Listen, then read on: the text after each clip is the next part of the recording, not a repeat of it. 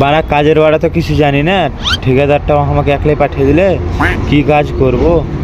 যে গেটটা খুলি, ব্যাগটা থুই আগে। কবে গেটটা কই খুলছে বে? আজ লাহে কাম করতে দিবে না, লাহে টাকা সেটা হট সালা মারতে সালা 1 লাখ মেরে গেট খুলে গেল। যাই ভিতরে যাই দেখি, যাই 4 টাকা মাথায় করে নিয়ে বসে থাকি।